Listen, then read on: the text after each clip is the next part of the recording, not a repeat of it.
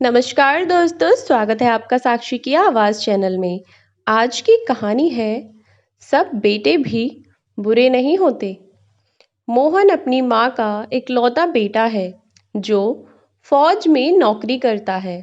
उसके घर में एक बूढ़ी माँ, उसकी पत्नी और दो छोटे छोटे बच्चे हैं। फौज में नौकरी होने के कारण मोहन 3 महीने नौकरी पर रहता है और 3 महीने बाद अपने घर छुट्टी पर आता है। मोहन अपनी माँ से बहुत प्यार करता है क्योंकि उसकी माँ की मेहनत की वजह से ही आज वह यहाँ तक पहुँचा है, वरना उसके पिताजी तो उसे बचपन में ही छोड़कर चले गए थे। ये उसकी माँ ही थी जिसकी वजह से वह आज इस नौकरी के काबिल बन पाया है। उसकी माँ दिन रात मेहनत करती, दूसरे लोगों के घर में झाड़ू लगाती, बर्तन साफ करती, तब जाकर अपने घर का खर्च और मोहन की पढ़ाई के लायक पैसे जोड़ पाती। अगर उसकी माँ उसे न पढ़ाती तो उसको उसके पिताजी की तरह मजदूरी करनी पड़ती। ये तो सुमित्रा जी की मेहनत थी और हिम्मत थी कि पति की मौत के बाद उन्होंने मोहन को इतना पढ़ाया लिखाया और इस काबिल बनाया कि आज वो फौज में भर्ती हो सका। मोहन अपनी माँ गायत्री जी से जितना प्यार करता था, उसकी पत्नी उनसे उतनी ही नफरत करती थी, क्योंकि मोहन जब भी छुट्टी से आता तो सबसे पहले अपनी माँ के कमरे में जाता और उनसे उनके दुख सुख की सारी बातें पूछता। मोहन की पत्नी किरण इस बात से गायत्री जी से और ज्यादा चिढ़ जाती। न जाने इस बुढ़िया ने मेरे पति पर क्या जादू कर रखा है, उन्हें इसके अलावा कुछ और नजर ही नहीं आता। पता नहीं कब तक मेरे सिर पर नाचेगी। किरण ने अपनी सास को मन ही मन कोसते हुए कहा। गर्मियों की छुट्टी होने वाली थी। किरण ने मोहन से पूछा, गर्मियों की छुट्टियां होने वाली हैं, आप आए नहीं? मुझे भी इस बार छुट्टियों में घर जाना है। मोहन ने कहा, मैंने लीव एप्लीकेशन लगाई तो है, देखो अगर छुट्टी हो जाए तो आऊँगा, वरना दिवाली पर पक्का आऊँगा। मोहन की छुट्टी नहीं हुई तो वह घर नहीं आया। किरण भी 1 महीने के लिए अपने घर रहने को चली गई। जाने से पहले खाने पीने का सारा सामान, नमकीन बिस्कुट के पैकेट सब खाली करके रख गई। रसोई का पूरा सामान खत्म कर गई। छोड़ कर गई तो बस थोड़ी सी दाल और थोड़ा सा आटा, जिससे गायत्री जी के 15 दिन ही कट पाए। न तो बहू मुझे कोई पैसा देकर गई और सामान भी सब खत्म। अब भूख के मारे मेरे प्राण सूख रहे थे। अब क्या करूं? अब हे भगवान, भूखी तो मैं जब भी नहीं रही थी जब पति की मौत हो गई और घर में कोई और सहारा भी नहीं रहा।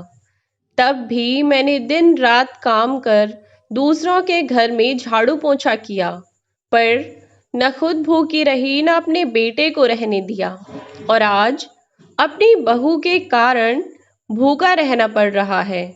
तभी गायत्री जी की नजर अपने पति की तस्वीर पर गई और वह बोली, देख रहे हो मेरी हालत, आप मुझे अकेले छोड़कर क्यों चले गए? मुझे भी अपने साथ ले जाते। इतना कहकर गायत्री जी फूट फूट कर रोने लगीं। हे भगवान, अभी तो बस 15 दिन ही हुए हैं, बाकी के 15 दिन मैं कैसे काटूंगी?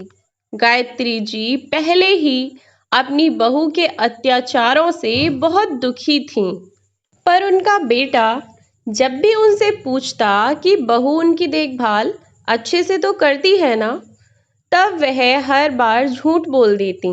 बेचारी आखिर और करती भी क्या? अब मुझे भूख से तड़पते हुए 3 दिन हो चुके थे। रात का समय था। मैंने पानी पीकर भूख को शांत करने की कोशिश की, पर असफल रही। तभी दरवाजे पर दस्तक हुई। मैंने बाहर जाने की बहुत कोशिश की, पर एक तो बुढ़ापा, ऊपर से 3 दिन से भूखी होने के कारण मुझसे उठा न गया। मुझे चक्कर आ गया और मैं वहीं पर गिर पड़ी। थोड़ी देर बाद जब मेरी आंख खुली तो मैंने अपने सामने अपने बेटे मोहन को पाया। मोहन, बेटा तू आ गया? तू कब आया? बेटा, पर तूने तो कहा था कि इस बार छुट्टी नहीं मिली, तो तू अब नहीं, दिवाली पर आएगा। फिर तू अचानक कैसे आ गया? मोहन को देखकर अचंभित थी। मैं उससे इतने सारे सवाल कर रही थी, पर मोहन मुझे बस एकटक देखा जा रहा था। मेरी हालत देखकर उसकी आंखों से आंसू बहे जा रहे थे। उसने मुझे गले से लगाया और बहुत रोया। फिर बोला, माँ, तुमने मुझे कभी क्यों नहीं बताया कि किरण तुम्हारे साथ ऐसा व्यवहार करती है? क्या तुम्हें अपने बेटे पर भरोसा नहीं था? माँ, या फिर तुमने मुझे इस काबिल भी नहीं समझा कि तुम मुझे अपना दुख तकलीफ बता सको? क्यों माँ? क्या मैं अब तुम्हारा वही बेटा नहीं रहा क्या, जो आपने मुझे इतना पराया समझ लिया? मुझसे कभी कुछ क्यों नहीं बताया? ये तो भला हो शीला आंटी का, जो कि गायत्री जी की पड़ोसी थीं, का, जिन्होंने मुझे फोन करके यह बताया कि तुम्हारी क्या हालत है। चलो अब सारी बात छोड़ो, ये बताओ कि आप क्या खाओगी? आज मैं आपके लिए खाना बनाऊंगा, मोहन ने मुझसे कहा। तो मैंने कहा, बेटा मुझे बस 2 रोटी दे दे, मुझे बहुत भूख लगी है। मोहन जल्दी से भागकर रसोई में गया। उसने रसोई में जाकर देखा तो सारे राशन के डिब्बे खाली पड़े थे। खाना बनाने के लिए कुछ भी नहीं था। मोहन को किरण पर बहुत गुस्सा आया, पर वह पहले भागकर बाजार गया, फिर सारा सामान खरीद कर लाया और मुझे जल्दी से खाना बनाकर खिलाया। अब मोहन को किरण की सारी बातों का पता चल गया था, लेकिन फिर भी वह किरण को रंगे हाथ पकड़ना चाहता था। इसलिए उसने अपने सारे घर में सीसीटीवी कैमरा लगवा दिए और उसके बारे में उसने मुझे भी कुछ नहीं बताया। मोहन 3-4 दिन तक मेरे पास रहा, मुझे खाना बनाकर खिलाया, मेरी खूब सेवा की। अब मोहन ने जाने से पहले मुझसे कहा कि माँ, मैं यहाँ आया था, ये बात तुम किसी को मत कहना। किरण को भी पता नहीं चलना चाहिए कि मैं यहाँ आया था। मैंने कहा, ठीक है बेटा। मोहन अपनी नौकरी पर चला गया। अब किरण घर आई तो रसोई में भरा हुआ सामान देखकर चौंक गई और वहीं से चिल्लाई, बुढ़िया, अरे ओ बुढ़िया, कहाँ है? कब से आवाज दे रही हूँ, सुनाई नहीं देता क्या तुझे? ये सारा सामान कहाँ से लाई है? ये बता, किसके यहाँ चोरी की है? नहीं बहू, मैंने चोरी नहीं की। सारा सामान खत्म हो गया था और तुम जो राशन छोड़ गई थी वो तो 15 दिन में ही खत्म हो गया था। इसलिए मैं किराना की दुकान से जाकर सामान उधार ले आई हूँ। गायत्री जी ने झूठ कहा, क्योंकि मोहन के आने की बात बहू को नहीं बतानी थी। बेटे ने मना जो किया था, इसलिए उन्हें झूठ ही कहना पड़ा। बस फिर क्या था, किरण का गुस्सा फूट पड़ा। हाँ हाँ, तू तो भूखी मर रही थी तब से, तुझे चटपने करने को नहीं मिल रहे होंगे ना? गायत्री जी को खरी खोटी सुनाती हुई बहू बोली, चल अब चाय बना दे, मैं बहुत थक गई हूँ। उधर मोहन अपनी पत्नी की सभी हरकतों को वहां बैठा बैठा देख रहा था, क्योंकि उसने जो कैमरे अपने घर में लगवाए थे उसका कनेक्शन उसने अपने फोन से कर लिया था, जिससे वह वहीं बैठा बैठा अपनी पत्नी को देख सके कि वो उसकी माँ के साथ कैसा व्यवहार कर रही है। गायत्री जी ने चाय बनाकर बहू को दे दी तो बहू बोली, अब कहाँ चली महारानी? खाना बनाने की तैयारी कर ले, मुझे बहुत भूख लगी है। बेचारी गायत्री जी खाना बनाने लगी। अगली सुबह बहू चिल्लाई, बुढ़िया चाय बनी कि नहीं? चाय बनाकर दे जा। गायत्री जी का जवाब न आया तो बहू कमरे में आई। देखा तो गायत्री जी को बहुत तेज बुखार था। अब तो बड़ी मुसीबत, ये बुढ़िया भी बीमार पड़ी है। अब घर का काम कौन करेगा? उसने गायत्री जी को ऐसे ही पड़ा छोड़ दिया और घर का काम करने लगी। 2 दिन बीत गए, लेकिन बहू ने गायत्री जी को ना तो दवाई दी, ना ही पूछा। एक तो किरण वैसे ही गुस्से से भरी पड़ी थी, क्योंकि उससे घर का काम जो करना पड़ रहा था, ऊपर से गायत्री जी की बीमारी। अगले दिन किरण चिल्लाती हुई बोली, बुढ़िया ओ बुढ़िया, उठ जा, अब तो 3 दिन हो गए महारानी को आराम फरमाते हुए। किरण यह सब कहते हुए किचन में चली गई। तभी मोहन चुपके से आया और आकर अपनी माँ के कमरे में चला गया। सबसे पहले उसने अपनी माँ को दवा दी, फिर उनकी देखभाल करने लगा। दवा का असर हुआ तो गायत्री जी की आंख खुली। मोहन ने कैमरे में अपनी पत्नी की हरकतों को देख ही लिया था कि कैसे उसकी बीमार माँ को उसकी पत्नी ने पलटकर भी नहीं देखा। इस बात का गुस्सा मोहन को पहले ही था कि किरण फिर से चिल्लाई, बुढ़िया, अरे बुढ़िया, मर गई या जिंदा है? तो मोहन के धीरज का बांध टूट पड़ा। वह अचानक से रसोई में आकर खड़ा हुआ तो किरण चौंक गई। आप यहाँ कैसे? कब आए? किरण और कुछ बोलती, मोहन ने कई जोरदार तमाचे किरण को लगा दिए। किरण सकपका गई। क्या हुआ? इतना गुस्सा क्यों कर रहे हो? गुस्सा क्यों कर रहा हूं?